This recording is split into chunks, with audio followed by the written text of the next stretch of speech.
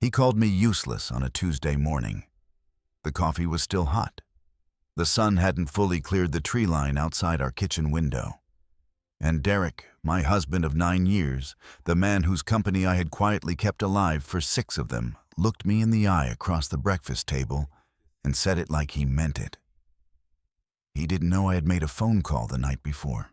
He didn't know that in 11 minutes, his largest client, a $4.2 million annual contract that kept Pinnacle Group's fourth quarter numbers from collapsing, would send a termination notice to his CFO's inbox. He just knew I hadn't said anything back. That silence, he mistook it for defeat. Most people do. Before we go any further, what time is it? Where you are right now, drop your time and your country in the comments. I want to know who's up with me for this one. Atlanta in the early morning has a particular kind of quiet that doesn't exist anywhere else. Not silence, Atlanta is never fully silent, but a held breath. The kind of stillness that comes before the city remembers what it is. Before the I-285 traffic builds into something biblical. Before the Buckhead Towers catch the light and throw it back at you like a warning. I used to love that hour. 6 to 7 a.m. before Derek woke up. Before the day had opinions about who I was supposed to be. I would sit at the kitchen island with my second cup of coffee. The first was always too hot. I never learned, and open my laptop and do the work that no one in my house knew I was doing. That was the arrangement. Not one we ever put into words, but arrangements don't need words to be real. They just need 2 people who understand what's expected of them. Derek and I met at a fundraiser for the Atlanta Business League in the spring of 2015. He was 33, already running Pinnacle Group, already carrying himself like a man who had decided the room belonged to him the moment he walked in. I was 31, 18 months out of Wharton, consulting independently for 3 mid-size firms under a name I had chosen carefully, CRL Strategic. Nobody at that party knew what CRL Strategic was. Derek certainly didn't. He saw a woman in a green dress who laughed at the right moments and knew how to hold a conversation, and he decided that was enough to know. I didn't correct him. I don't know why I didn't. Maybe I was tired. Maybe I thought it wouldn't matter. Maybe some part of me, the part that had spent a decade being the smartest person in rooms, that refused to acknowledge it, wanted just once to be seen as something simple. Something that didn't need to be explained or defended or proven. We were married 14 months later. Small ceremony. His family mined 43 people in a garden in Cascade Heights. My mother wore yellow. Derek's father gave a toast that lasted 11 minutes and mentioned Derek's revenue projections twice. For the first 2 years, I kept consulting. Quietly, steadily, the way I'd always worked. Derek knew I did some freelance work. That was how he described it to people at dinner parties. She does some freelance work in the same tone he might use to describe a hobby. Pottery, watercolor, something pleasant and inconsequential. What I was actually doing was building a client portfolio that would by 2019 include 7 of the 40 largest Black-owned businesses in the Southeast. One of them was Hartwell and Associates. Marcus Webb had taken over as CEO from his father in 2017, inheriting a commercial real estate firm that was profitable but stagnant. He needed someone who could think structurally about growth without dismantling what his father had built. A mutual contact, a woman named Patricia, who ran a private equity fund out of Midtown, gave him my number. Not CRL Strategic's number. My number. Marcus called on a Wednesday afternoon. I was folding laundry in the upstairs hallway, which I remember because I kept folding the same pillowcase over and over while we talked for 2 hours about his 5-year plan. By the end of the call, I had outlined 3 strategic pivots that his current team hadn't considered. He asked when I could start. I said Monday. That was February 2018. By the time Derek stood in our kitchen on that Tuesday morning and called me useless Marcus Webb. And I had been working together for 6 years. Hartwell and Associates had grown from $31 million in annual revenue to just under $90 million. 4 of those strategic pivots were mine. 2 of the firm's largest acquisitions had been structured around frameworks I built in the locked office on the 3rd floor of our house, the room Derek called my craft room. Without irony, without curiosity, without once asking what I actually kept in there, he never asked. That was the thing I kept returning to in those last months, when I could feel something in our marriage calcifying into something I didn't recognize. Not the distance. Not even Sienna, though, that came later. It was the not asking. 9 years. And he had never once sat down across from me and said, "Tell me what you're working on. Tell me what you think about. Tell me who you are when I'm not in the room." He didn't want to know. And I had made it easy for him not to. The locked office, the separate bank account I had maintained since before we married, something my mother had insisted on, with a quiet ferocity I only understood later. The business cards I kept in the inside pocket of my laptop bag, never on the kitchen counter, never in the bowl by the front door where Derek dropped his keys and his receipts and the small debris of his daily life. I had built a wall between what I was and what he needed me to be. I had told myself it was practical, that it protected the marriage, that some women keep a part of themselves in reserve not out of deception, but out of survival.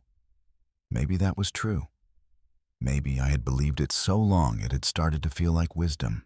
But there is a difference between protecting yourself and disappearing. And somewhere in those 9 years, I had crossed that line without noticing. I had become so good at being invisible that the man I slept beside had looked at me across a breakfast table and seen nothing worth keeping. The coffee went cold while I thought about that. I poured it down the sink, rinsed the mug, and set it upside down on the drying rack the way I always did. Then I went upstairs and unlocked the office. The Whitley sits on Peachtree Road like it has always been there, and always will be, all glass and pale stone. The kind of hotel that doesn't need to announce itself because the people who need to know already do. I had chosen it for my first meeting with Marcus Webb in February 2018 because it was neutral ground, because the restaurant on the 2nd floor had good acoustics and bad sightlines from the street, and because I could walk in and out without running into anyone Derek knew. That last reason was the one I hadn't examined too closely at the time. I found the receipt on a Thursday evening in October, 7 months before that Tuesday morning. Derek had come home late from what he called a client dinner. Pinnacle was courting a new development firm out of Charlotte. He'd mentioned it twice that week, enough times that it had started to feel like a rehearsed detail. He draped his suit jacket over the back of the chair in our bedroom, the way he always did. The way that had irritated me for years, the way I had long since stopped mentioning. I picked it up to hang it in the closet. The receipt fell out of the inside breast pocket. The Whitley. Room 412. One night. September 29th. Charged to a card I didn't recognize. Not our joint account, not the Pinnacle corporate card I had seen statements from before. A personal card. A number ending in 4,471. I stood there with the jacket in one hand and the receipt in the other for what felt like a long time. The ceiling fan was running. The television downstairs was on. Derek had turned it on when he came in some sports recap show with the volume just high enough to fill the ground floor. I could hear the faint pulse of it through the floorboards. I put the receipt back in the pocket. I hung up the jacket. I did not confront him that night. I did not confront him the next morning or the morning after that. What I did instead was the thing I had always done. When something required careful handling, I went quiet and I paid attention and I waited. Within 2 weeks, I had learned enough. Her name was Sienna. I didn't find that out from Derek. I found it from a detail so ordinary, it almost embarrassed me. The contact saved in his phone under the name S. Marchwant Vendor that I saw when his screen lit up on the nightstand at 11:47 on a Sunday night while he was in the shower. I didn't touch the phone. I just read the first line of the preview. still thinking about last night. 4 words and a period. No emoji, no softening. The kind of message someone sends when they've stopped being careful. I looked up S. Marsh the next morning from my office laptop, door locked, coffee cooling beside the keyboard. Sienna Marsh, 29. Event coordinator for a hospitality group that managed 3 of Atlanta's higher-end venue spaces. One of those venues, a rooftop event space in Old Fourth Ward, had hosted 2 Pinnacle Group client appreciation dinners in the past 18 months. That was the professional connection. The rest of it I understood without needing documentation. She was younger than I expected. That detail arrived with a small, cold clarity that I recognized as worse than anger. It was the particular sting of a cliché made personal. What stayed with me more than Sienna, though, was the hotel, the Whitley Room, 412. The same hotel where I had sat across from Marcus Webb 6 years earlier and outlined a strategy that would reshape his company. The same restaurant where I had ordered the sea bass and talked for 2 hours about long-term structural growth, while Marcus took notes on a yellow legal pad. The same address where my professional life had quietly, steadily taken root. Derek had taken her there without knowing any of that. Without knowing that the building meant anything. He had simply chosen it the way men like Derek chose things, because it was expensive and close and required no particular thought. That was the detail I couldn't let go of, not the betrayal itself. I had been watching that approach for months, the way you watch a storm on a radar screen, abstractly at a distance, with the strange calm of someone who has already decided what she will do when it arrives. What unsettled me was how little he knew. Not just about Sienna, about me, about the texture of my days, the weight of what I carried, the specific geography of a life he had shared for 9 years without ever really entering. He didn't know what the Whitley meant to me. He didn't know what CRL strategic was. He didn't know that the woman he was bringing to that hotel had spent 6 years quietly making his world possible in ways he had never thought to trace back to their source. He didn't know because he had never asked, and I had never told him, which made me, in some precise and uncomfortable way, a participant in my own erasure. I sat with that for a long time. November passed. Then December. The holidays came and went with the particular exhaustion of performed normalcy. Christmas dinner with his family in Marietta, New Year's Eve at a rooftop party in Midtown, where Derek was charming and present and touched the small of my back twice for the benefit of people watching. I smiled. I held my champagne glass. I said the right things at the right moments. And every morning before he woke up, I sat at the kitchen island with my coffee and I worked. Marcus Webb called in the second week of January. Hartwell was preparing to finalize a partnership agreement with a commercial development group, the largest single deal in the firm's history, valued at $31 million. He wanted my eyes on the contract language before his legal team signed off. Standard. We had done it before. I reviewed it over 2 days, made 4 recommendations, sent them back. Marcus called to thank me. We talked for 20 minutes. At the end, he said, "Charlotte, I want you to know this firm doesn't move the way it moves without you. Whatever you need, whenever you need it, that's where I stand." I thanked him. I hung up. I sat in the locked office for a moment after looking at nothing in particular. Then I heard Derek's footsteps on the stairs, and I closed the laptop and I went to start breakfast. The call came in at 9:47 on a Saturday night. I know the exact time because I had just looked at the clock on the microwave, the green digits, the colon blinking between the 9 and the 47 when my phone lit up on the counter. Marcus. I almost didn't answer. We didn't typically speak on weekends unless something was urgent, and nothing on my radar that week had felt urgent. I picked up. He wasn't calling about Hartwell. He was calling because a colleague of his, a man named Gerald Osee, who ran a mid-size architecture firm in Decatur, had been approached by Pinnacle Group about a potential partnership. Gerald had asked Marcus if he knew anything about Derek Lawson's operation before he committed to a meeting. Marcus had said he'd make a call. I didn't know how to ask this, Marcus said. He had a way of going careful with his words when something mattered. So I'm just going to ask it straight. How solid is Pinnacle right now? I stood at the kitchen counter with my phone against my ear and looked out the window at the backyard. The motion light above the garage had clicked on for no reason the way it sometimes did. A pale cone of light over the empty driveway. Why do you ask? I said. Gerald heard something. Through someone at a bank. Something about a line of credit that got pulled last quarter. I don't have details. I didn't want to send him in blind. I told Marcus I'd look into it. I kept my voice level. I was very good at keeping my voice level. After we hung up, I stood in the kitchen for 4 minutes without moving. Then I went upstairs, unlocked the office, and opened the secondary laptop, the one that held CRL Strategic's files, the one Derek did not know existed. I was not looking for anything specific. I was looking the way you look when you already know what you're going to find. And you're just deciding how long to let yourself not know it. It took me 40 minutes. A line of credit $2.3 million that Pinnacle had drawn against in August and failed to service by November.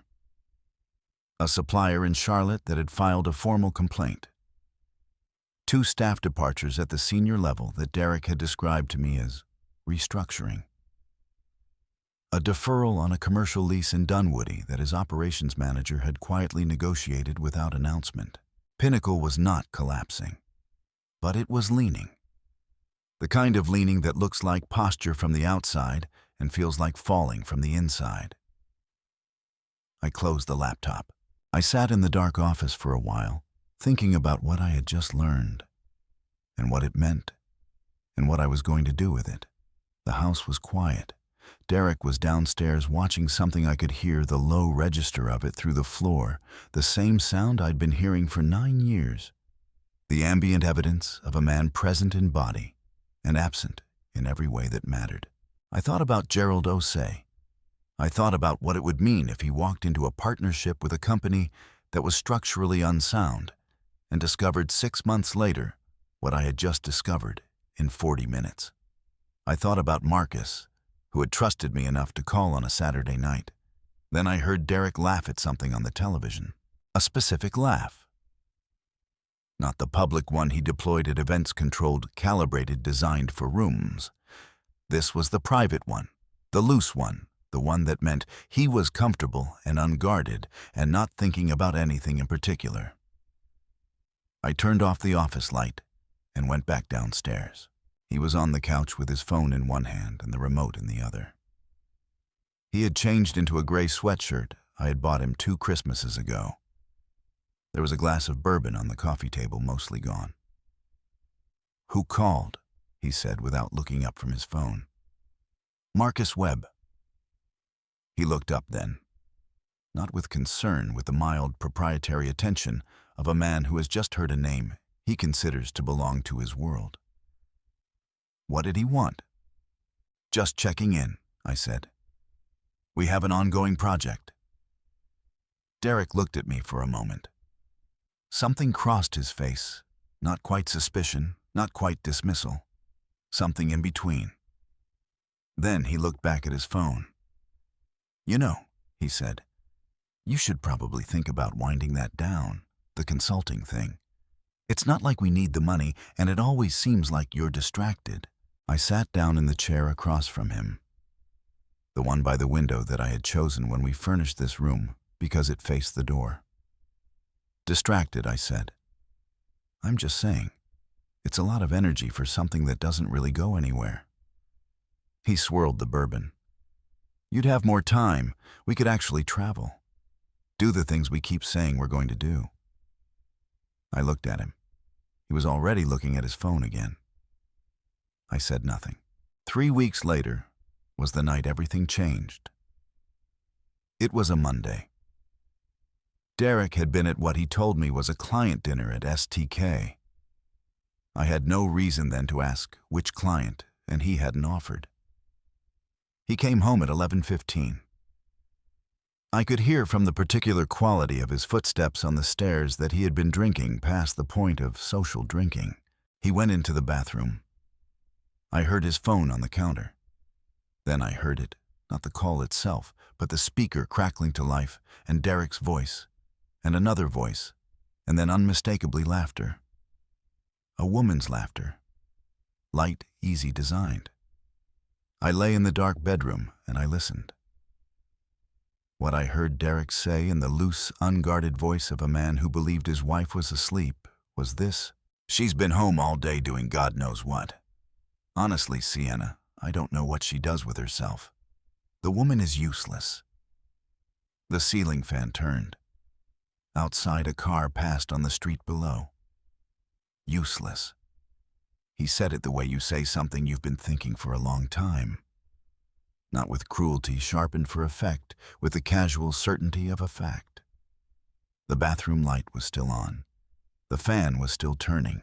I got up very quietly, went to the locked office, and sat down at the secondary laptop. And I made a decision. I did not sleep that night. Not because I was crying. Not because I was pacing the floor or replaying the word over and over, the way grief tends to work, circling the wound, pressing on it, making sure it still hurts. I didn't sleep because I was working. There was a difference, and it mattered to me that I understood the difference clearly before morning came. The secondary laptop was open. The desk lamp was on the small one, the brass one with the green shade that I had bought at an estate sale in Inman Park 3 years ago because it reminded me of the lamp my grandmother kept on her writing desk in Savannah. I had never told Derek that story. He had never asked about the lamp. I opened the CRL strategic client files at 11:52 p.m. I had 14 active client relationships at that point. 7 were in various stages of ongoing strategic work. 4 were in what I called maintenance quarterly check-ins. Minor advisory relationships I kept warm because good relationships don't maintain themselves. 3 were project-specific, tied to deliverables with defined end dates. Hartwell and Associates was in a category of its own. 6 years. 14 separate engagements. A total contracted value of $11.8 million, invoiced and paid through CRL Strategic's business account at a bank in Midtown that Derek had never visited, never asked about, never had reason to consider. Marcus Webb had been, in the precise financial sense, my largest and most consistent client. He had also been something harder to quantify, the relationship that had kept me believing in the years when belief required effort, that the work I was doing was real and consequential and worth the architecture of concealment I had built around it. I looked at the Hartwell file for a long time.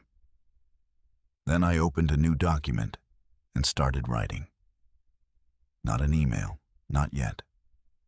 A list, the kind I made when something required structural thinking, when the emotional weight of a situation needed to be set aside long enough to see the shape of it clearly. I had been making lists like this since graduate school. Single-spaced, no formatting, just the facts in the order they presented themselves. Derek's company is financially compromised. Derek does not know I know this. Derek does not know who I am professionally. Derek called me useless. Derek is sleeping with someone named Sienna Marsh. Derek is planning to move forward as though none of this is relevant. I read the list back, then I wrote one more line. Derek's largest client relationship exists because of me. I sat with that for a moment. Outside, Atlanta had gone to the particular stillness it reaches around 2 a.m. Not quiet, never fully quiet, but reduced. A distant siren. The hum of the city's infrastructure doing its work without asking permission. At 7:03 a.m., I called Marcus Webb. He picked up on the second ring. Marcus was an early riser. I had known that since our first year working together, since the Tuesday he had called me at 6:45 a.m. to talk through a zoning issue before his morning meeting, and had seemed surprised when I picked up immediately. "You're up," he had said, as if this required acknowledgement. "I'm always up," I had told him. That had been the beginning of a mutual understanding that operated below the level of anything we ever said directly. "Charlotte." His voice had the morning quality present, unguarded, not yet managed by the day. "Marcus," I said. "I need to talk to you about something." A pause, small calibrated. He heard something in my voice. He always did. "Go ahead." I was standing at the window in the locked office. The backyard below was still in shadow, the grass holding the last of the night's damp. Derek's car was in the driveway. He wouldn't be awake for another 2 hours at least. "I want to restructure our arrangement," I said. "CRL Strategics retainer with Hartwell. I want to move to a project completion model going forward, effective at the end of this billing cycle." Silence. Then, "Charlotte, what's going on?" "I'm simplifying my client portfolio. It's a business decision." "That's not what I'm asking." This was the thing about Marcus Webb that had made him worth 6 years of careful, consistent work. He was not a man who accepted the surface of a thing when the interior was clearly different. He had built a $90 million company by asking the questions other people were too polite or too incurious to ask. It was the quality I admired most in him professionally and found most inconvenient in this particular moment. "I know it isn't," I said. Another pause. Longer this time. "Does this have anything to do with the question I asked you 3 weeks ago?" he said. "About Pinnacle." I didn't answer immediately. Outside, the motion light above the garage clicked on again. The empty driveway, the pale cone of light. "I need you to trust me," I said. "Can you do that?" "I've trusted you for 6 years. Then trust me now. I need to make some changes. They're the right changes. The work we've done together, none of that goes away. Hartwell is what it is because of decisions you made and your team executed. I just helped you see clearly." "Charlotte." "Marcus." I said his name the way I said it when something was settled. He knew that register. He'd heard it before, usually right before I outlined something that turned out to be correct. "I'm going to need you to notify Pinnacle Group that Hartwell is terminating its vendor relationship with them. I'll send you the details of the specific contract this morning. End of day would be appropriate timing." The silence this time was different. Not hesitation calculation. Marcus was running the numbers, the implications, the dominoes. He was good at that. "You sure?" he said finally. His voice was careful in a way that meant he understood more than I had said. "I'm sure." He exhaled once, slow measured. "Okay, end of day." "Thank you." "Charlotte." He stopped, started again. "You call me when you're ready. Whatever comes next, you call me." I said I would. I hung up. I stood at the window for another moment. Downstairs, the house was still. Derek was still sleeping. The city was beginning to wake up. I could hear it faint and accumulating the sound of Atlanta remembering what it was. I went downstairs and made coffee. I was on my second cup when Derek came down in the gray sweatshirt, hair undone, eyes carrying the specific weight of a man who drank more than he intended the night before. He didn't look at me when he opened the refrigerator. He didn't say good morning. He poured orange juice into a glass, drank half of it standing at the counter, and said without turning around, "What's on your agenda today?" I looked at him across the kitchen. The man I had built a life around. The man who did not know who I was. The man who had said what he said in the bathroom the night before and slept soundly afterward. "Not much," I said. He nodded like that confirmed something. Put the glass in the sink, went back upstairs. I finished my coffee. At 11:14 a.m., the termination notice arrived in Pinnacle Group's CFO inbox. I know the exact time because Marcus texted me a single line at 11:15 done. I read it, put my phone face down on the desk, and went back to work. Derek found out about Hartwell at 2:17 in the afternoon. I know because I heard him. I was in the locked office with the door closed working through a contract review for a separate client when his voice came up through the floor, not words at first, just register. The particular frequency of a man who has received bad news and is trying to locate someone to blame for it. I recognized it the way you recognize weather. I kept working. His footsteps on the stairs came 12 minutes later. I heard him try the office door, the handle turning once, stopping turning again, as if the lock might have made a mistake. Then silence. Then his footsteps going back down. He called me from the kitchen. "Charlotte." I saved the document I was working on, closed the laptop, took a breath that had nothing performative in it, just aired just the simple mechanics of continuing. Then I went downstairs. He was standing at the kitchen island with his phone on the counter in front of him, face up the way he placed it when he wanted it visible when it was evidence. His jaw was set. His eyes had the quality I had seen a few times over 9 years, not anger, exactly more like the precondition of anger, the state, just before a man decides what shape his feelings are going to take. "Hartwell terminated," he said. "Okay," I said. The word landed in the kitchen and just stayed there. He stared at me. "Did you hear what I just said? Hartwell and Associates terminated their contract with Pinnacle. $4.2 million. End-of-day notification, no warning, no prior indication." He picked up the phone, set it back down. "James called me 40 minutes ago. The CFO. He said it came out of nowhere." "These things sometimes do," I said. Something moved across his face. "Why are you so calm right now?" I pulled out a stool and sat down. The kitchen window behind him framed the backyard, the oak tree at the far end that dropped leaves every October. In a way Derek always complained about but never addressed. The tree was bare now. The yard looked like it always looked in February, stripped honest, showing exactly what it was. "I'm calm because being upset wouldn't change anything," I said. He looked at me for a long moment.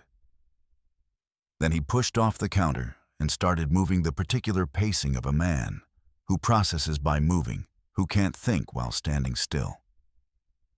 Pinnacle's fourth quarter. The Charlotte Development Group, the deferred lease in Dunwoody he still thought I didn't know about. I watched him organize his crisis in real time, watched him decide which version of this problem he was going to present to me, and I waited. "I need to make some calls," he said more to himself than to me. "Okay." He stopped pacing, looked at me again. "Is that all you have to say?" "What would you like me to say, Derek?" The question seemed to irritate him more than silence had.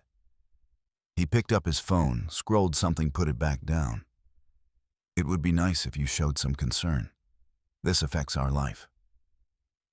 "Does it?" His eyes narrowed. "What does that mean?" I didn't answer. I got up and refilled my coffee and stood at the counter and looked out the window at the bare oak tree. He watched me do all of this with the expression of a man encountering something he can't categorize. He made his calls. I heard him from upstairs, voice-controlled professional, the public register he used when the stakes were visible. He called James, his CFO. He called the Pinnacle board chair. He called someone I didn't recognize, whose name he said twice. "Gerald, listen, Gerald," in a tone that suggested the call was not going well. I worked through the afternoon with his voice as a low, persistent background, the way you work through weather. At 6:30, he came back downstairs. He had changed out of the sweatshirt into a button-down, the kind of self-restoration a man performs when he needs to feel like he has control of something. He poured bourbon without offering me anything, which was itself a kind of information. "I'm going to need to work through dinner," he said. "That's fine." He stood at the counter with the glass, drank, set it down, picked it up again. The silence between us had a texture now, Not the comfortable silence of two people who don't need to fill space, but the thick, pressurized silence of a room where something is about to be said that can't be unsaid. I knew what was coming. I had known since the night before. I had, in some precise sense, arranged for it to come, not the specific words, but the conditions that would produce them. A man like Derek, cornered, stripped of the professional certainty he used as a foundation for everything else, he would reach for the nearest available target. He always had. I was the nearest available target. I had been in various ways for years. I was ready. "You know what your problem is," he said. I turned from the window. "You have never, not once in 9 years, contributed anything real to this family." He wasn't pacing now. He was standing still, which with Derek was actually worse. "I built this. Everything in this house, everything we have, I built. You sit in that room upstairs, and you play at whatever it is you do, and you show up for dinners, and you smile at the right people, and you act like that's enough. Like existing in proximity to something I built makes you part of it." He picked up the glass, put it down again. "You've never built anything in your life, Charlotte. Not one thing." The kitchen was very quiet. The refrigerator cycled on with its small mechanical sound. Outside, the motion light above the garage clicked on, for no reason, the way it always did. The bare oak tree at the back of the yard stood in the gray February light, stripped to its structure, showing exactly what it was made of. I looked at Derek, the man with the bourbon glass and the button-down, and the $2.3 million line of credit he had drawn against in August and not serviced by November. The man who did not know about CRL Strategic or Marcus Webb, or the $11.8 million in contracted work I had executed in the locked room above our heads. The man who had stood in the bathroom the night before with the door open and his phone on speaker and said what he said. I thought about what to say. There were several true things available to me in that moment. Precise things. Things that would have rearranged the air in the room in ways he could not have recovered from. I had the information. I had always had the information. That was in the end what all of it had been, not a secret so much as a resource I had not yet spent. I chose not to spend it yet. "Okay, Derek," I said. 2 words. Level, quiet, the temperature of something that has been decided. He waited for more. When it didn't come, something shifted in his expression, not quite satisfaction, not quite unease. Something between. "I'm going to take a shower," I said. "There's leftover rice in the refrigerator if you want it." I walked past him up the stairs into the bathroom and turned on the water as hot as it would go.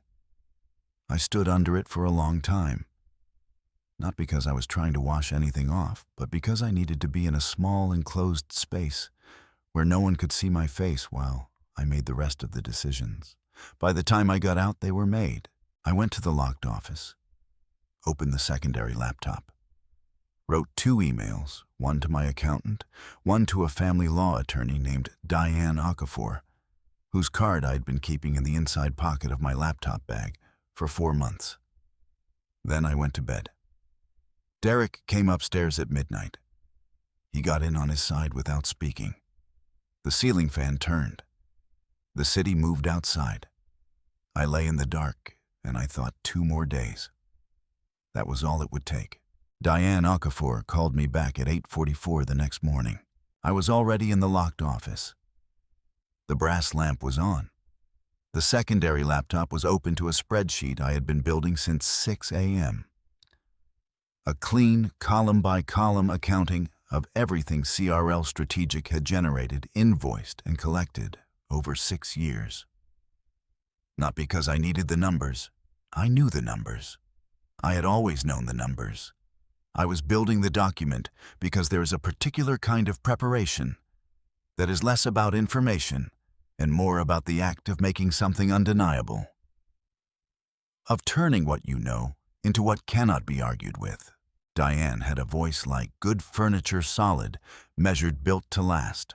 I had been given her name by Patricia, the same woman who had introduced me to Marcus Webb 4 years earlier.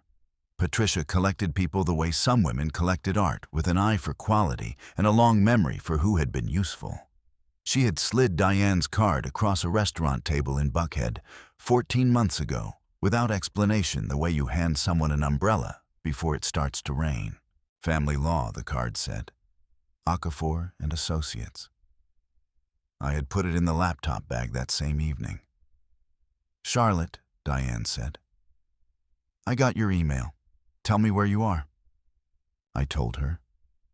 Not everything, not the texture of it, not the 9 years of accumulated detail. Just the structure.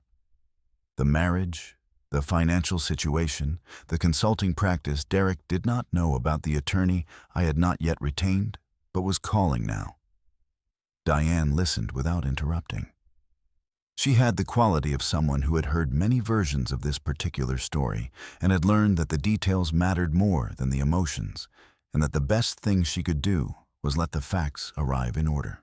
When I finished, she was quiet for 3 seconds. I counted. The consulting practice, she said. CRL Strategic. It predates the marriage. By 4 years. And it's been operating continuously throughout. Without interruption.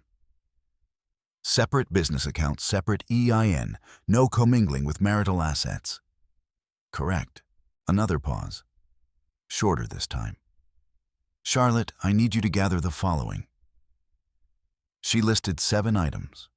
I wrote them down, though I already had 6 of them, and knew where the 7th was. When she finished, I read the list back to her. You have all of this, she said. I have all of this. She paused again. I was beginning to understand that Diane's pauses were not hesitation. They were the sound of a precise mind making precise assessments. How soon can you come in? Tomorrow morning if you have it. I'll make it available, she said. One more thing. Has he indicated directly or indirectly that he intends to file? I thought about the kitchen. The bourbon glass. You've never built anything in your life. Directly, I said. Okay. Her voice had shifted slightly, not warmer exactly, but more specific, the way a contractor's voice shifts when they have walked the site and understood the scope of the work. I want you to do nothing before we meet. No confrontations, no financial moves, nothing that could be characterized as retaliatory. Can you do that? I've been doing that for months, I said. A beat. Then something that might have been the beginning of a smile in her voice. Good. I'll see you tomorrow. I hung up. Sat for a moment with my hands flat on the desk. The oak tree in the backyard was catching the morning light at a low angle, the bare branches throwing long shadows across the dead grass. Then I opened a new tab and sent Marcus Webb a message. Not about Hartwell, about something else, something I had been considering for 3 weeks and had not yet said aloud to anyone. A question about next steps, about what came after the end of one arrangement and before the beginning of whatever followed it. Marcus wrote back in 11 minutes, which was fast even for him. Let's talk this week. I have something I want to propose. I read that twice. Put the phone down. At 9:30, Derek appeared in the doorway of the locked office. I had not heard him on the stairs. He had the ability, when he chose to use it, to move quietly through the house, a quality I had noticed early in our marriage and never entirely trusted. He was already dressed. Dark suit, the charcoal one he wore when he needed to project authority. Silver chronograph on his left wrist, the one he had bought himself when Pinnacle cleared its first $1 million in revenue. He had told that story at enough dinner parties that I had stopped hearing it. He looked at the room, the desk, the lamp, the laptop, the rows of labeled files on the shelves along the left wall, with an expression I'd not seen on his face before. Not the incurious glance of a man who has no interest in what his wife does. Something more engaged than that. Something that looked for the first time in 9 years like actual attention. What is all of this? He said. My office, I said. I know it's your office, Charlotte. He stepped inside without being invited. I watched him do it. I mean, he gestured at the shelves, the files, the secondary laptop beside the primary one. What is all of this? I leaned back in my chair. Work. What work? The question had a different quality than it would have had yesterday. Yesterday it would have been dismissive, the tone of a man asking what work the way you ask a child what they drew. Today it was something else. Today it was the tone of a man who had spent the night recalculating. Hartwell's termination had done that. One domino, and suddenly the room looked different to him. I looked at him for a moment. The charcoal suit, the silver watch, the expression of a man arriving late to a question he should have asked years ago. "Sit down, Derek," I said. He sat. In the chair by the window, the only other chair in the room. The one I had placed there not for guests, but because I sometimes needed to move away from the desk, to think. He sat in it like a man who is accustomed to owning the furniture in every room he enters, and has just realized with some confusion that this particular chair might not be his. I opened the secondary laptop, turned it so the screen faced him. The spreadsheet, the one I had been building since 6 a.m., was open. Columns, dates, client names, contract values, invoice totals. 6 years of CRL Strategics work laid out with the specificity of something that had always been real and had simply been waiting to be seen. I let him read. He read for a long time. His face went through several versions of itself. I watched them come and go the way you watch weather move across a landscape observationally without urgency. When he looked up, his expression had settled into something I had no prior category for. Not anger, not contrition, something more disoriented than either. The face of a man who has discovered that the map he has been using does not match the territory. "Hartwell and Associates," he said. His voice was different, quieter. "They're on here. They are. 6 years. 6 years. He looked at the screen again. At the column on the right, total contracted value. At the number at the bottom of that column. $11.8 million, he said. 11.8, I confirmed. The refrigerator cycled on downstairs. The motion light clicked on outside. The bare oak tree stood in the February morning, stripped to its structure, neither asking for acknowledgement nor waiting for it. Derek put his elbows on his knees and pressed his hands together and looked at the floor between his feet. "Charlotte," he said. I waited. "Why didn't you?" He stopped, started again. "Why didn't you ever tell me?" I thought about all the true answers to that question, about the early years when I had tried, in small ways, to make the work visible, a client name dropped at dinner, a contract mentioned in passing, and had watched his eyes glaze with the particular inattention of a man who has already decided what you are. About the years after when the not telling had become its own kind of protection. About the night he had stood in the bathroom with his phone on speaker and said what he said. "You never asked," I said. The room was very quiet.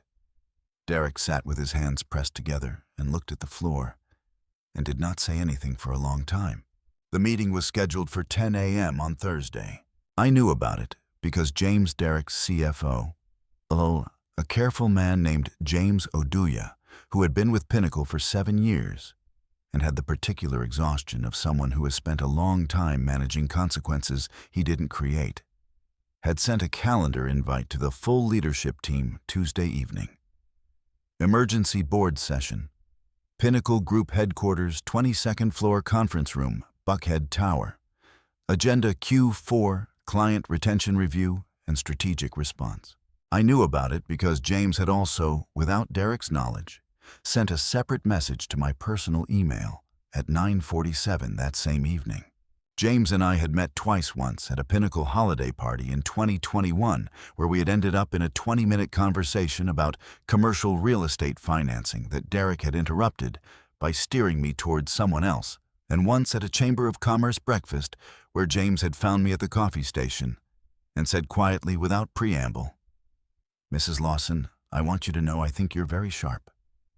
He had moved away before I could respond. That had been 8 months ago. His email on Tuesday night said, "I thought you should know the meeting is happening.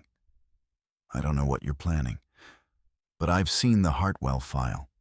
I've seen the CRL strategic invoices on their end. I put it together."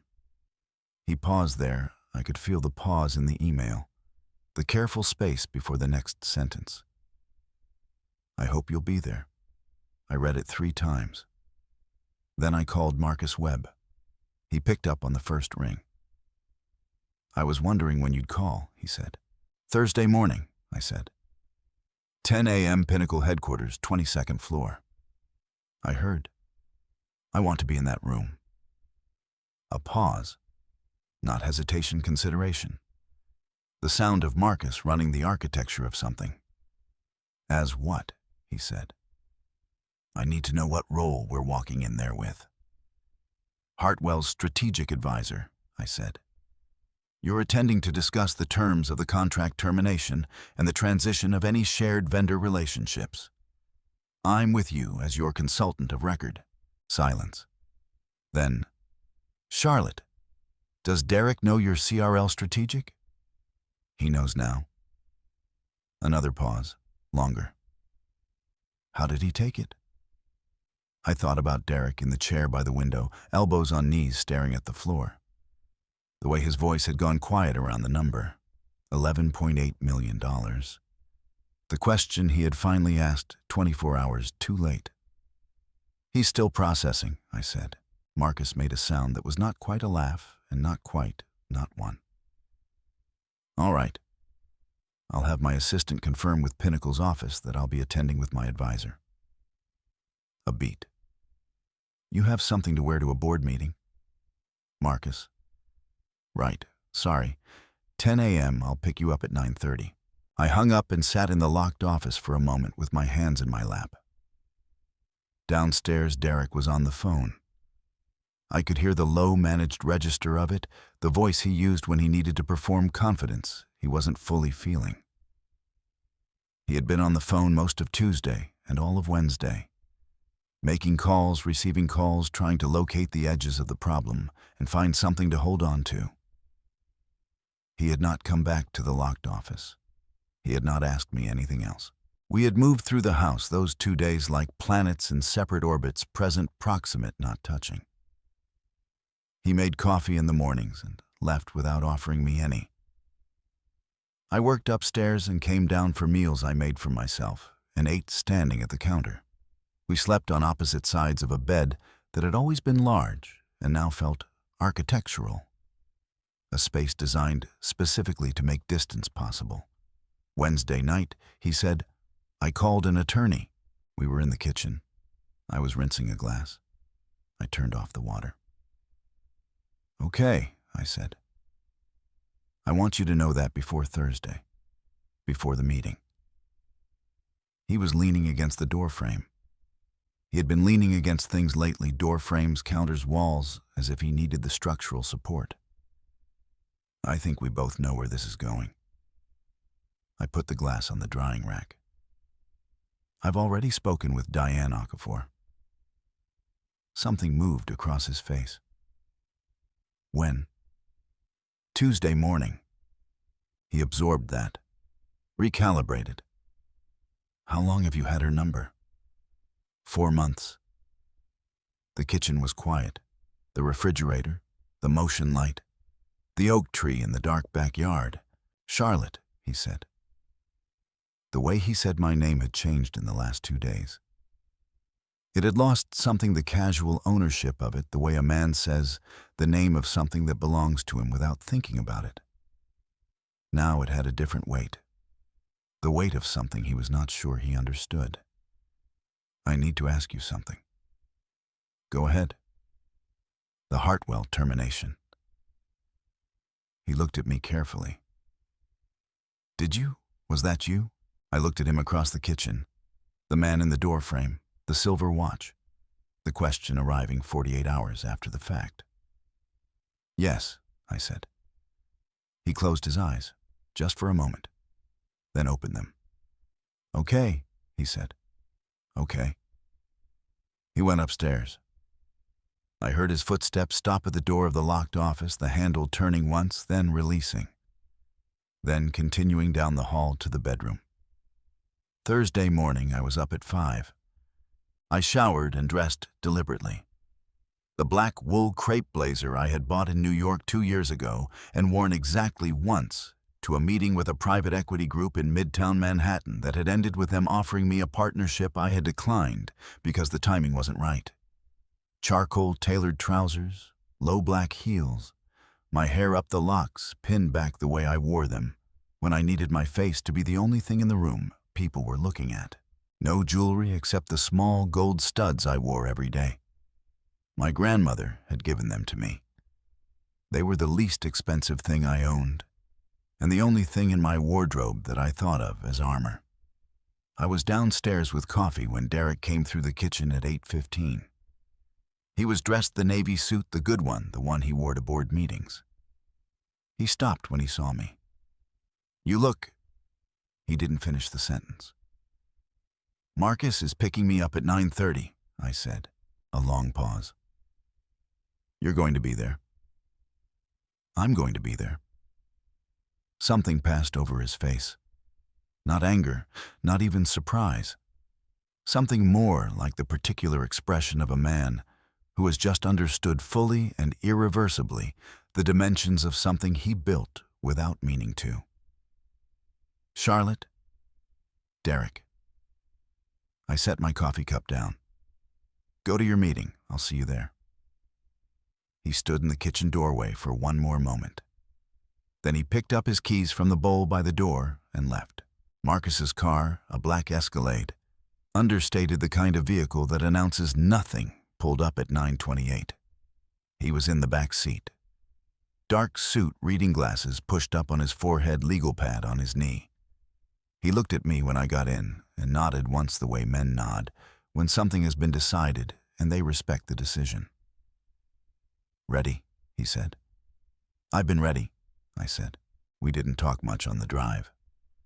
The city moved past the windows, Peachtree Road, the Buckhead Towers catching the morning light, the particular geography of a world Derek had believed belonged entirely to him. Marcus looked at his legal pad.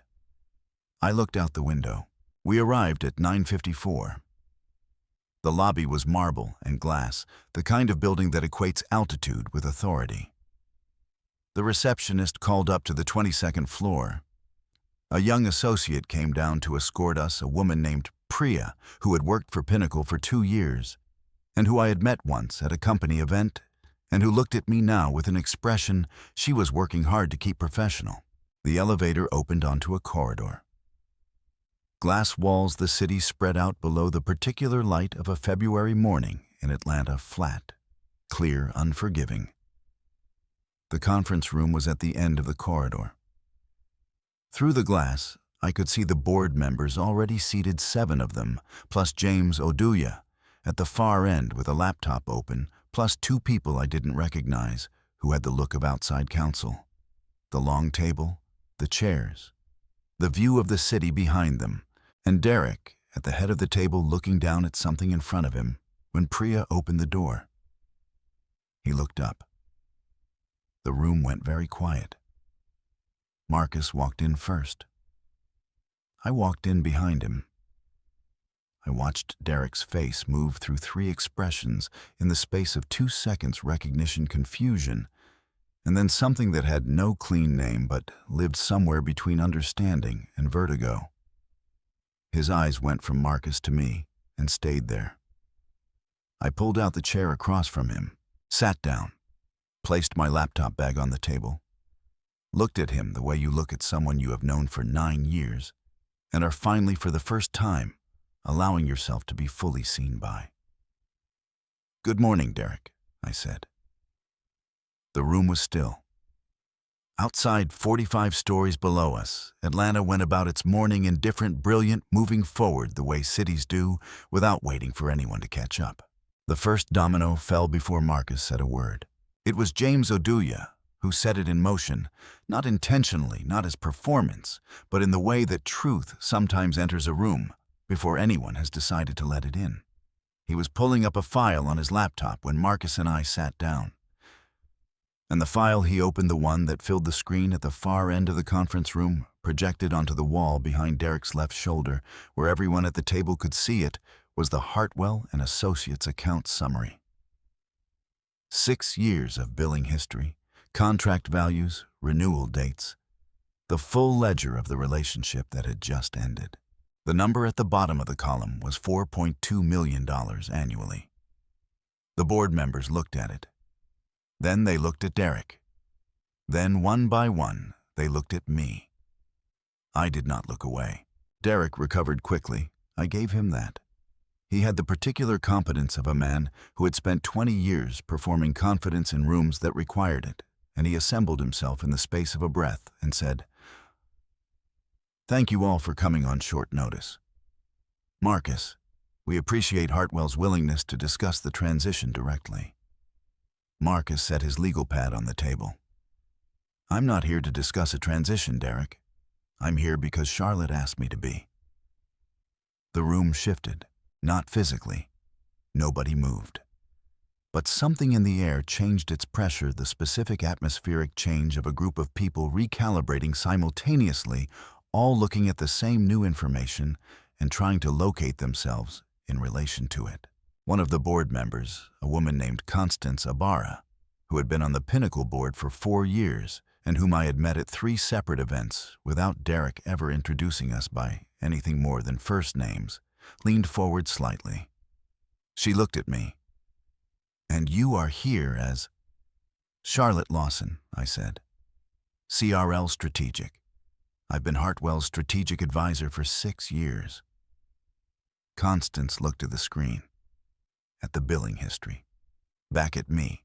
"CRL," she said. Not a question. A woman doing arithmetic. "Charlotte Rose Lawson," I confirmed. Derek's jaw tightened. It was a small movement, the kind you only catch if you have spent 9 years sleeping beside someone learning the physical vocabulary of their control. I caught it. Marcus opened his legal pad. He had prepared 3 pages of notes, which was more than the meeting required, but was consistent with the way Marcus operated, always arriving with more information than necessary, always leaving the other side of a table with the specific discomfort of someone who has been thoroughly out-prepared. He outlined Hartwell's position methodically. The termination was effective immediately per the contract's 60-day mutual dissolution clause, which Hartwell was invoking on grounds of material concern regarding Pinnacle's financial stability. He used the phrase material concern 4 times. He did not elaborate on the source of the concern. He didn't need to. The outside counsel, 2 men from a firm in Midtown, whose names I hadn't caught, exchanged a look. The older one made a note. Derek said, "The financial situation you're referencing has been addressed internally." Marcus looked at him. "Has it?" "The line of credit has been restructured." Derek, one of the board members, a man named Howard Park, who had been Pinnacle's founding investor and who spoke rarely but always with the weight of someone who understood what his silence was worth, said the name with a flatness that ended the sentence Derek was building. Howard looked at the screen, at the numbers, then at me. "Miss Lawson, CRL Strategic. You've been advising Hartwell for 6 years." "I have. And you and Hartwell, the termination of their contract with Pinnacle was my recommendation," I said, "based on information I had access to about Pinnacle's financial position." The room went very quiet. Howard looked at Derek for a long moment. Derek was looking at me. He had stopped trying to manage his expression. What was on his face now was the unmediated thing stripped of the public register, stripped of the performance of competence and authority he had been maintaining for 48 hours. What was left underneath was something I had not seen before, not in 9 years. It looked like a man seeing the floor come up fast. "I have some questions," Constance said, and her voice had the quality of someone who has made a decision and is now executing it. What followed was not a confrontation in the dramatic sense. There were no raised voices. No one stood up. The February light came through the glass walls and lay flat and clear across the conference table and everything it held. The laptops, the legal pads, the water glasses, the 7 board members, and 2 outside counsel. And 1 CFO and 1 strategic advisor and 1 man at the head of the table who had spent the last 9 years not asking questions and was now sitting in a room full of answers he hadn't been prepared for. Constance asked about the deferred Dunwoody lease. James opened the relevant file without being asked. The older outside counsel made another note. Howard asked about the Charlotte Development Group, the partnership Derek had been pursuing, and Derek said the preliminary conversations were ongoing, and Howard said he had spoken with Gerald Osei's office that morning and understood the conversations were no longer ongoing. Derek said he wasn't aware of that. Howard said he was aware now. The second domino. Marcus produced a document from his legal pad, a single page, the termination notice that Hartwell had filed, and slid it to the center of the table. No one picked it up. Everyone looked at it. "I want to be direct," Marcus said. "Hartwell is prepared to discuss the transfer of any shared vendor relationships in good faith. What we are not prepared to do is resume a business relationship with Pinnacle Group under current conditions." He paused. "Those conditions are a matter of financial record." Howard looked at Derek. "What's the current status of the senior departures?" Derek said, "Restructuring." Howard said, "I spoke with Michael Greer on Tuesday." Michael Greer was Pinnacle's former VP of Business Development. He had left in November. Derek had told me it was mutual. I had not said that I doubted this. Derek said nothing. The third domino. Constance turned to me. "Miss Lawson, in your assessment, and I understand you are here as Hartwell's representative, not Pinnacle's, what is the structural position of this company right now?" I felt Derek's eyes on me. The weight of them. 9 years this question, this room, this moment, the specific coordinates of a day that had been built without plan or intention from an accumulation of smaller days, smaller choices, smaller silences. I thought about what Diane Okafor had said. Do nothing that could be characterized as retaliatory. I thought about what Marcus had said, "You call me when you're ready." I thought about the locked office and the brass lamp and the spreadsheet and the number at the bottom of the right-hand column. I think I said, "That's a question the board needs to answer for itself. I'm not in a position to speak to Pinnacle's internals." I looked at Constance steadily. "What I can tell you is that in 6 years of advising Hartwell, the work I did never intersected with Pinnacle's operations. My relationship with Hartwell was entirely independent." I paused, as was my career. Constance held my gaze for a moment. Then she looked at Derek. Derek was looking at the table. The meeting ended 17 minutes later. Marcus and I took the elevator down together in silence. The lobby was marble and glass. Outside the city, brilliant, indifferent, forward-moving. In the car on the way back, Marcus said, "Constance Ibarra called my office last month. She wanted to know if I knew anyone who could do a structural assessment of a mid-size company." I turned to look at him. "I gave her your number," he said. "CRL Strategic's number." A pause. I thought it was time. I looked out the window. Peachtree Road, the towers, the February light. "She hasn't called," I said. "She will," Marcus said. "Probably today." He was right. Constance Ibarra called at 2:47 that afternoon. We spoke for 22 minutes. She used the phrase independent assessment 3 times and the phrase board confidence twice. And at the end of the call, she said, "I've been on this board for 4 years, and I want to tell you I wish I had known about you sooner." I thanked her. I hung up. I was sitting in the locked office. The brass lamp was on. The oak tree in the backyard was catching the afternoon light, the bare branches moving slightly in a wind I couldn't hear through the glass. My phone showed 11 missed calls, all from Derek. I set it face down on the desk and opened the secondary laptop. There was work to do. By Friday morning, 3 more clients had called. Not to terminate, to check in, which was in its own way more telling. When a company begins to list the people around it, don't always announce their departure. Sometimes they simply go quiet, pull back incrementally, stop returning calls with the same urgency.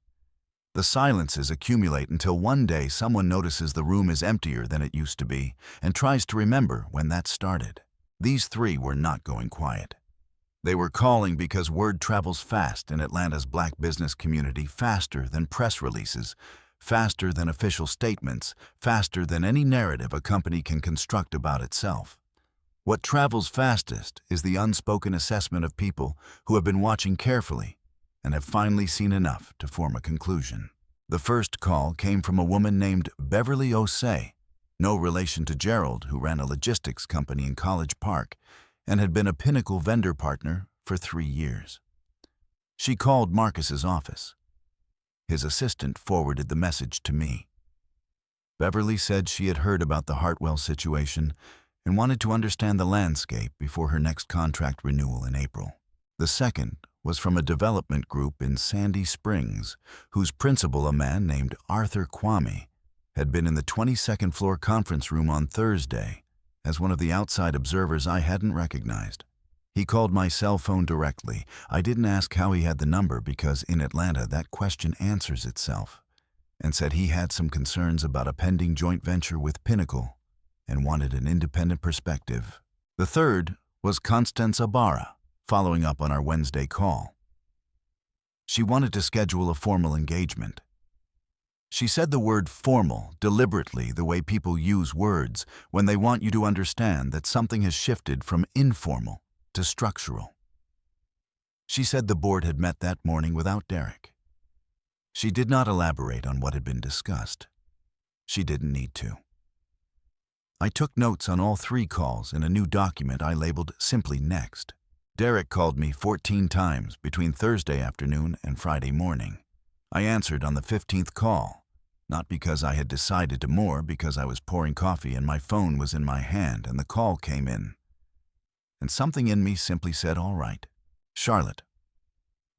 His voice was different again.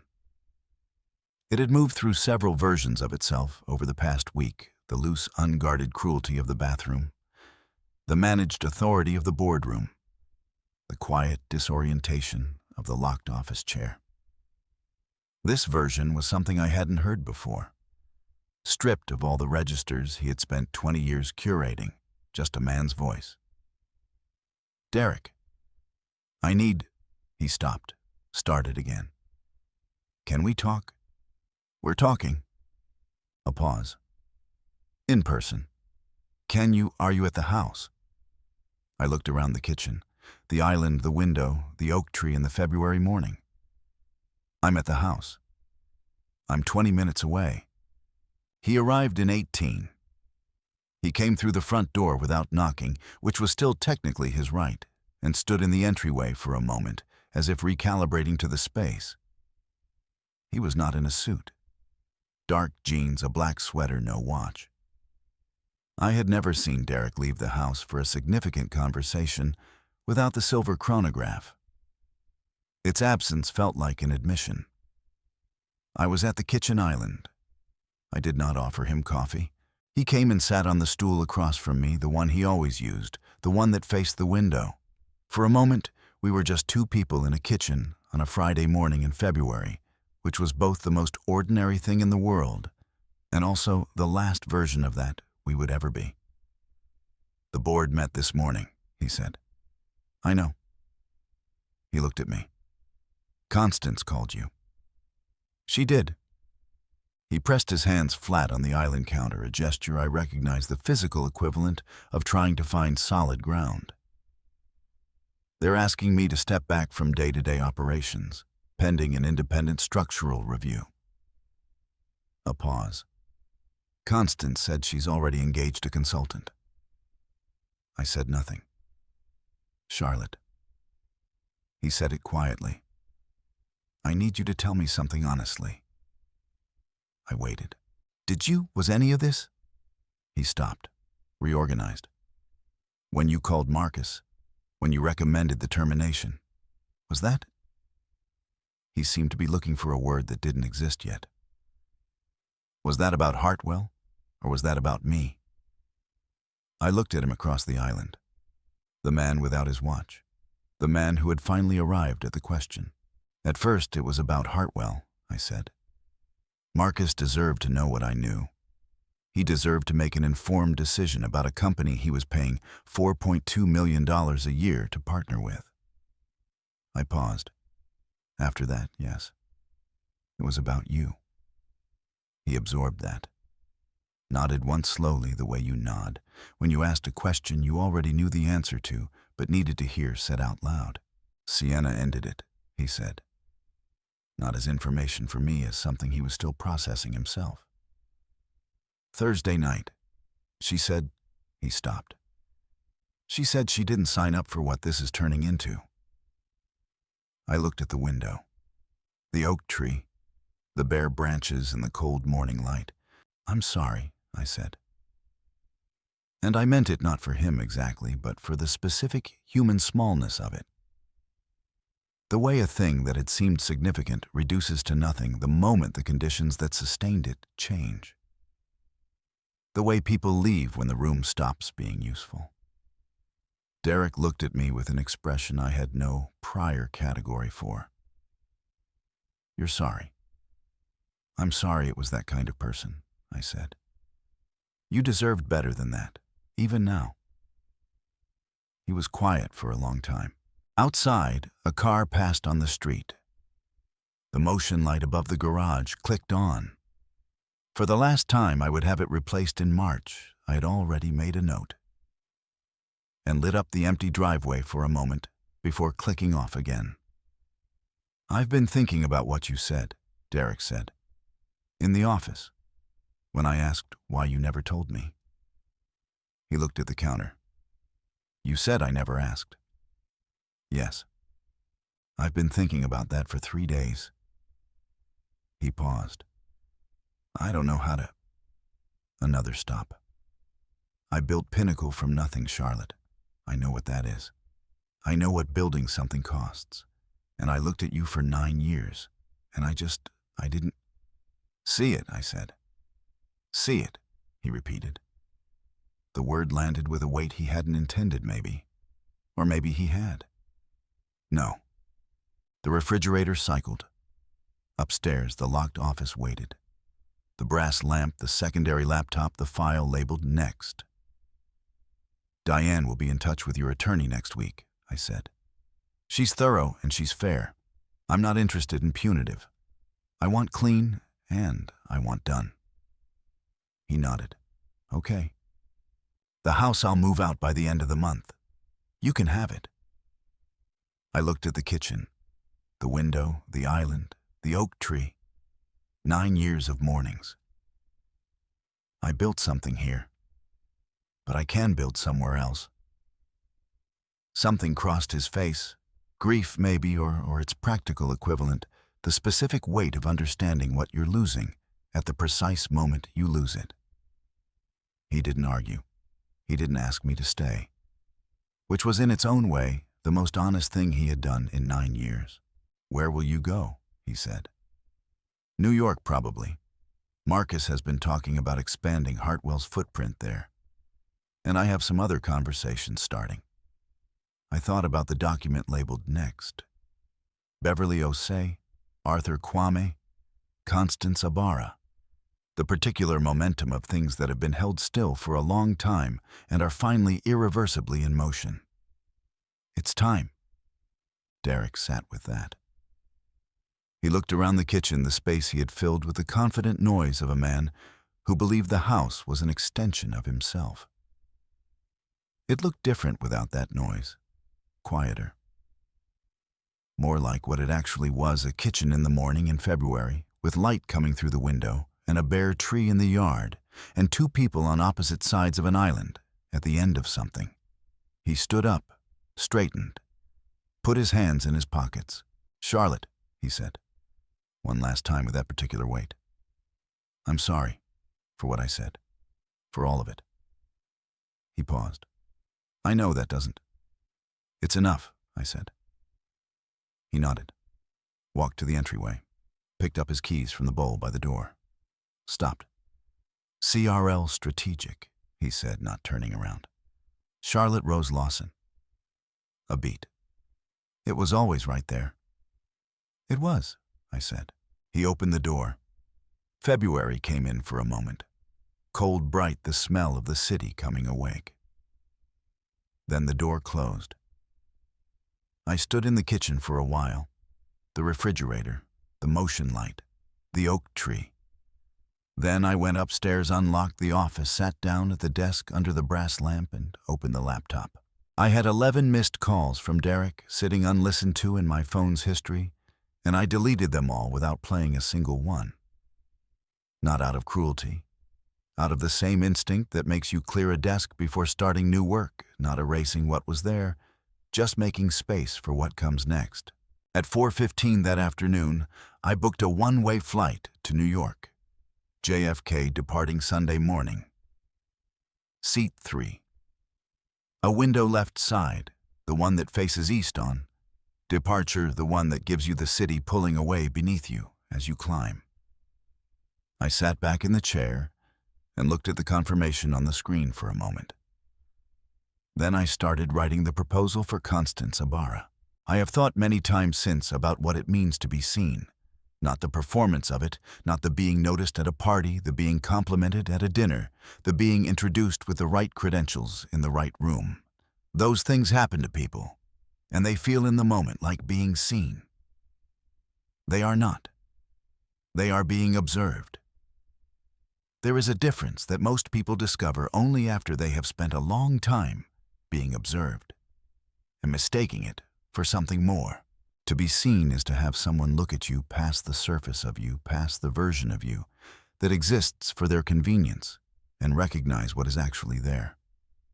What you have built, what you carry, what you are in the hours when no one is watching. Derek never saw me. I understood in those last weeks in Atlanta that I had made it easy for him. The locked office, the separate accounts, the careful architecture of a life that kept its most significant parts out of sight. I had told myself it was protection. And in some ways, it was the world is full of people who will diminish what they can see, and the instinct to withhold the best of yourself from people who haven't earned it is not cowardice. It is survival. It is the reasonable response of a woman who has watched the rooms she worked hardest to enter find ways to make her feel peripheral. But there is a cost to that instinct. And the cost is this. You cannot be truly known by someone who cannot see you. You can be married to them for 9 years, sleep beside them, build a house around them, and remain in the most essential sense alone. I had not understood that fully until I sat across from Derek in the boardroom on the 22nd floor and watched his face move through recognition and vertigo and the particular expression of a man encountering the dimensions of something he built without meaning to. His ignorance, his loss. I had built the invisibility. I had maintained it. And then in the end, I had dismantled it, not in anger, not as revenge, but because the cost of keeping it had finally exceeded the cost of being seen. New York in March has a quality Atlanta doesn't, a specific forward-moving cold that feels less like winter and more like the city deciding something. The air moves differently. The streets have a particular energy of people who are going somewhere and mean it and have no interest in waiting for you to catch up. I landed at JFK on a Sunday morning and took a car to a sublet in the West Village. 2 rooms, south-facing windows, a kitchen smaller than the one I had left behind, but with better light. I stood at the window the first evening and looked at the street below. And thought, this is what starting looks like. It does not look like a beginning. Not at first. It looks like an ending that hasn't finished being one yet. It looks like boxes, an unfamiliar refrigerator, and the particular silence of a space that doesn't know you yet. It looks like a phone with new contacts, and a calendar with open mornings, and a file labeled next that is both terrifying and the most alive thing you have touched in years. Marcus flew up the following Wednesday. We met at a restaurant in Tribeca, his choice good acoustics, bad sight lines from the street, which made me smile without explaining why. He ordered coffee. I ordered tea. He put his legal pad on the table. "Okay," he said. "Here's what I'm thinking." What he was thinking was this. Hartwell's New York expansion needed a structural lead. Someone who understood the market, understood the firm's philosophy, understood how to build relationships in rooms that were not automatically welcoming. Someone who could operate with independence and judgment and did not need to be managed. He slid a document across the table. A partnership offer, not a consultancy retainer. A partnership. CRL Strategic as a formal equity partner in Hartwell's New York office. Revenue Share Board advisory role, my name on the door. I looked at the document. At my name on the first page. CRL Strategic Charlotte Rose Lawson. Not hidden in an inside pocket. Not kept in a locked room. Printed on the first page of a formal offer in a restaurant in Tribeca on a Wednesday morning in March, with the city moving past the windows in the particular forward-moving way New York moves, without waiting, without apology, without asking anyone's permission. I looked at Marcus. "The name on the door," I said. "My full name." "Your full name," he confirmed. I looked at the document for another moment. Outside, a cab moved down the street. A woman walked past with a coffee cup coat open, despite the cold, moving like someone who has somewhere to be and is glad about it. "Okay," I said. Marcus picked up his pen, slid it across the table. I signed on the line where my name was already printed. Charlotte Rose Lawson. All three of it, the full weight of it, nothing abbreviated, nothing held back. Constance Ibarra called me the same afternoon. The Pinnacle Board had completed its independent review, a different firm, not CRL Strategic, which was the appropriate boundary, and one I had suggested to Diane to include in the divorce settlement terms. The review had confirmed what I'd already known. In 40 minutes, on a Saturday night in October, the company was structurally compromised, operating on optimism and deferred obligations, and the residual momentum of relationships it no longer had the foundation to sustain. Derek had resigned from the CEO position the previous week. Voluntarily, Constance said, though she said the word with the precision of someone who understands the difference between voluntary and inevitable, and is too professional to note it aloud. "The board is considering its options," she said. "There are a few acquisition interests, nothing finalized." "That sounds right," I said. "Charlotte." She paused. "I want you to know what you did in that boardroom, coming in the way you did. That took something." I thought about Thursday morning. The black blazer, the gold studs, Derek's face at the head of the table, the particular quiet of a room rearranging itself. "It took about 9 years," I said. She laughed, a real one, the kind that arrives when something is both funny and true. "Well, for what it's worth. The board is grateful." I thanked her. We scheduled a call for the following week. I hung up and stood at the window of the West Village sublet for a moment. The street below was doing what New York streets do in the early evening, filling, moving the particular density of a city that never fully exhales. Across the way, a light came on in an apartment window. Someone moving through their kitchen, making dinner, doing the ordinary work of an ordinary evening.